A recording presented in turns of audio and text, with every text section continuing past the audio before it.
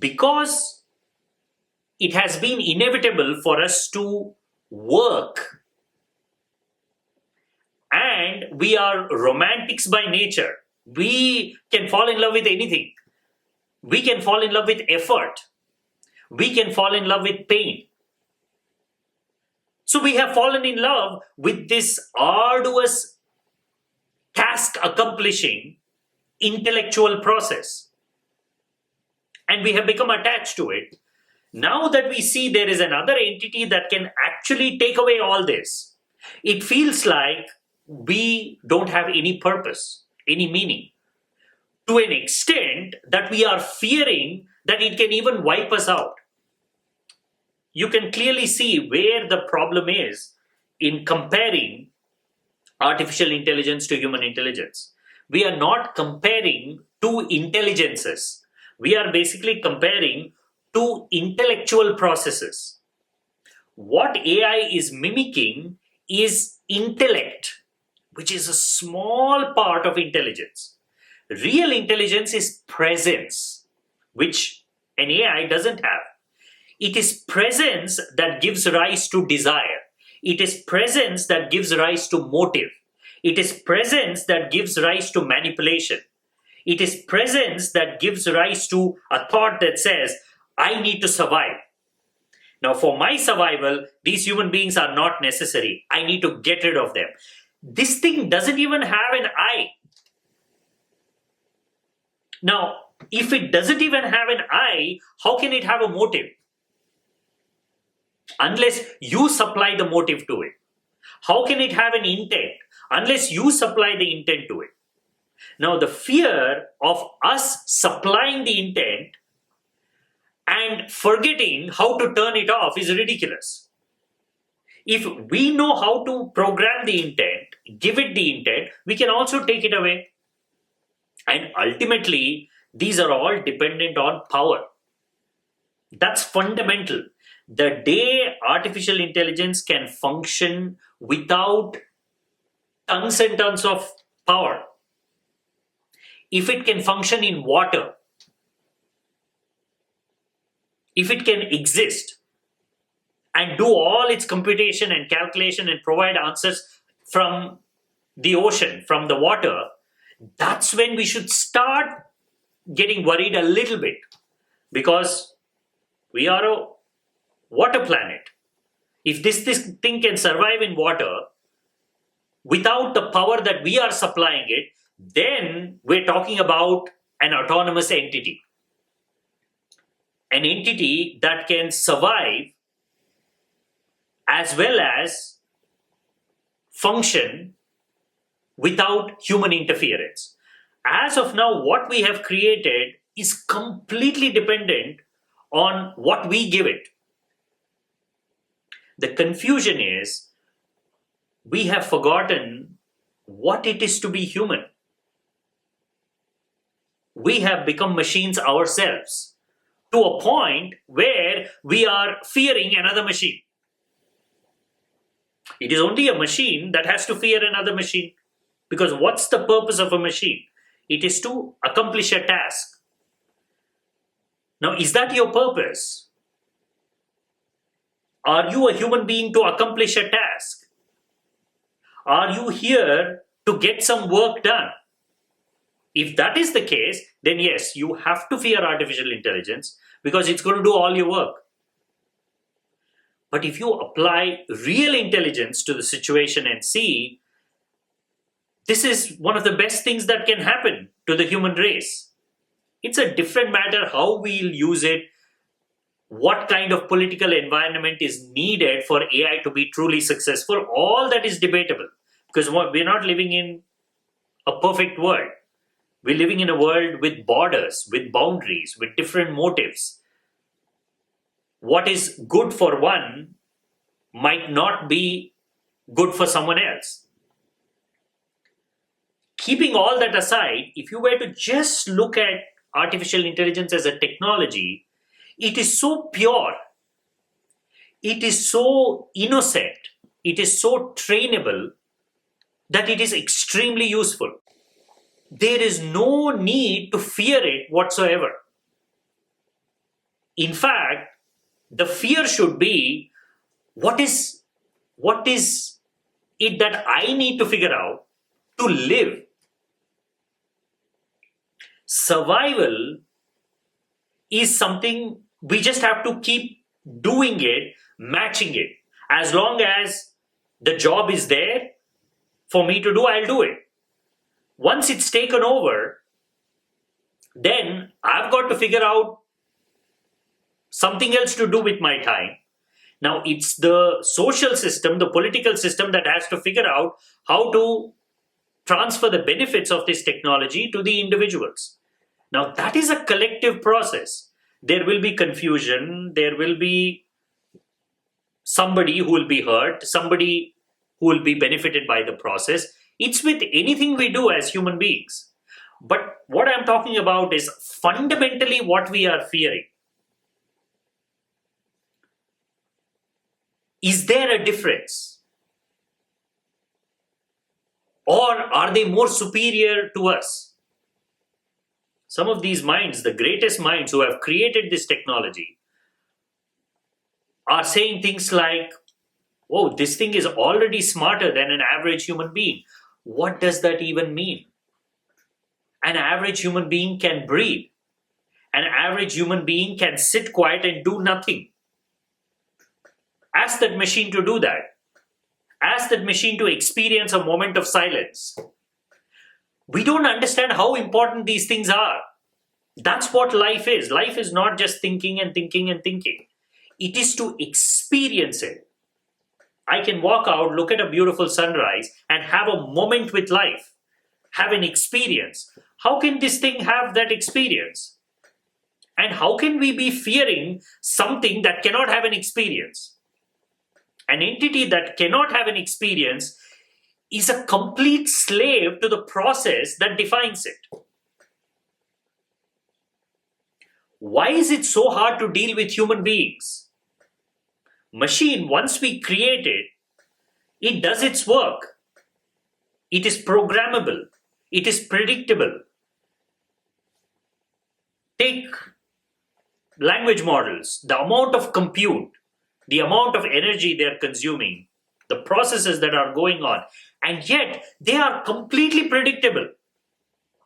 Nobody is fearing ChatGPT taking over the world because it does not have its own motive. It doesn't exist, and it is completely dependent on the power supply. These are things you can't just replicate. Now, where is that fear coming from? The fear is simply because that is what we understand. Intellect, replication, work. But we don't understand silence. We don't understand presence. We don't understand consciousness. We intuitively know that there is something special about us. There is no way we can imagine a future where there are no human beings and just these machines are going about their lives. What does that even mean? And yet, these great minds can fully, confidently say something like, oh, human beings might just be a passing thing on the evolutionary scale. Maybe we are here to create digital intelligence and simply go away. Like all the other different species that have come and gone, we will also come and go. And this digital intelligence, which is far superior, immortal, it cannot be killed, that will be the future. The dumbest thing I've ever heard. And this is presented as the future. The flaw is how little we understand what life is.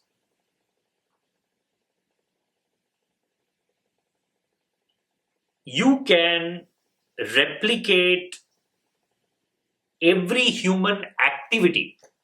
You can create a machine to do everything a human being does. But you cannot create an entity that can experience a single moment like how a human being experiences. Now, that is enough distinction for me to sleep peacefully at night without worrying whatsoever about this entity taking over. In fact, I want it to take over. We want it to take over things. Human beings are not good at doing repetitive, same tasks again. We are not good at it. That is why we are not good drivers. People who know how to drive still meet with accident, still cause accidents. How is that possible? Because we are not good at it. We have to put in effort to be good drivers all the time, because we are naturally very fidgety and impulsive. We want to do many different things. To just sit, hold that steering and look out that windshield and just focus on the road and not get distracted too much, not fall asleep, that itself is a challenge for us. A machine can do that very easily. We want it to do that so that we don't have to worry about that. We have many different things to do. In fact, we are only beginning to explore that. For a lot of people, they have not even started. Work has been their life. Work has been their purpose. Work is where they earn, and that earning is what represents their life. It's all tied to work. Now, that is something we have to figure out. If we create an entity that can do human work more efficiently, how are we valuing human beings? The whole value system changes. What is recognized as something special in a human being will be very subjective, and it will be subject to interpretation. All that is fine, but at a fundamental level, it has to, and it should, if it is done right, free human beings from work. Human beings are not meant to work. We are meant to play. Life is an enjoyable experience for us. You take away enjoyment, you take away fun, take away that ability to exercise the choice to be free. I want to be free for the next 10 minutes. What does that mean? That means I don't want to work. I want to play. I want to choose my area of play, and I want to play. That's fundamental.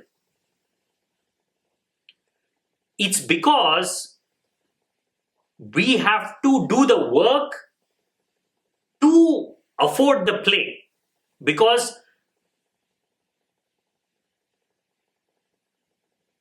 life in its most simplistic form is not safe, is not secure, it's not predictable. If we are just playing with life, just like animals, then we can't have any certainty about our futures, certainty about our kids, family, nothing. Now, to get that certainty, we work and we compromise a little bit on play. We can't play throughout the day.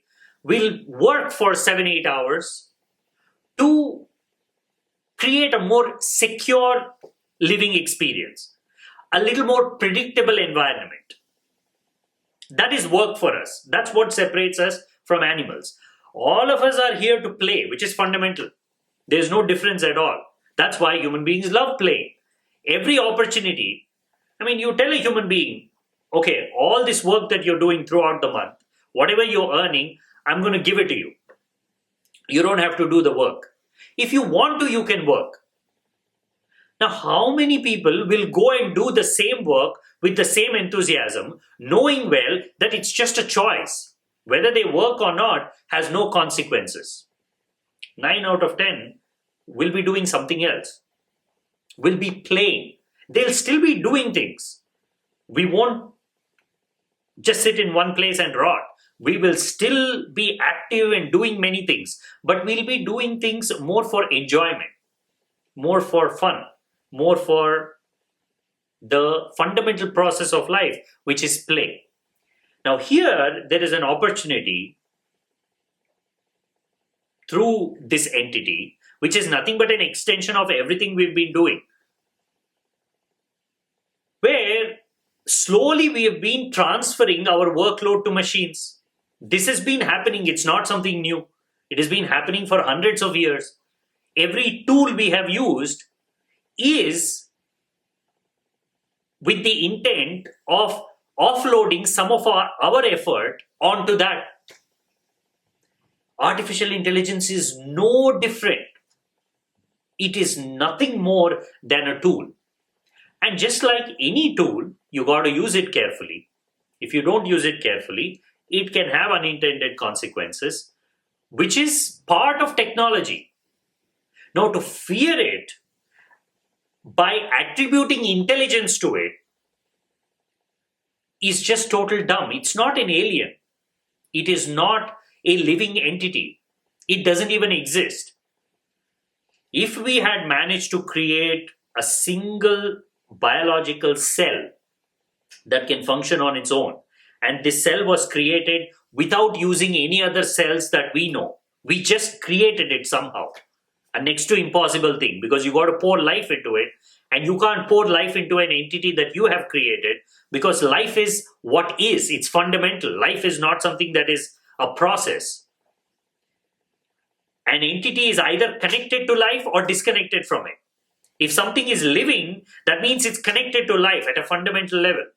Whatever we create is dead because we are creating it in a lower dimension, in our three-dimensional world. Life is a higher dimension which cannot be replicated. So let's say we created a single cell which is alive and it is existing on its own. The day that happens, then yes, we need to fear. Oh, we have created something that can eventually wipe us out, because you don't know what path this cell is going to take. And if it sees us as enemies, because this is not a part of our world, we have created this. Till such a thing happens, there is nothing to fear. Artificial intelligence, because there is no aliveness, it is a mimicry of life. The worst thing that can happen is all the nuisance that it can create by confusing us. What is real, what is not real? Are you a real person or are you digital? Is your voice real or is it digital? Is the paper I am reading generated by a human mind or is it coming from a machine? That's the nuisance that AI will create. It's already creating it. That's the confusion. That is something we'll have to figure out, how to keep that confusion aside so that we can still enjoy the human interactions. But existential threat, this thing taking over and it being the next leg of evolution is just total nonsense. We are fearing it because we have not spent enough time with ourselves. We don't know how special we are. We don't know how magnificent we are. We think we are small creatures struggling to survive. We don't understand that we are life itself. We are life. There is no other way to put it. Everything we are doing it because it's just a part of a conditioning. We enjoy it. We enjoy the experience of being in the body.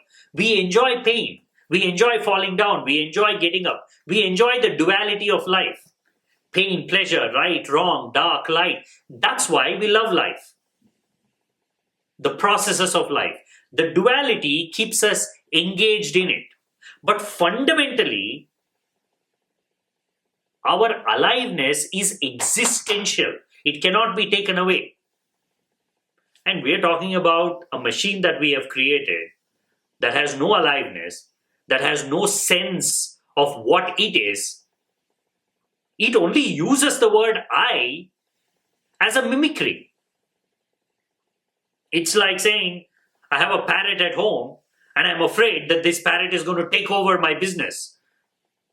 Because it keeps saying that I'm going to take over your business. I'm going to take over your business. It is a parrot. It's repeating it.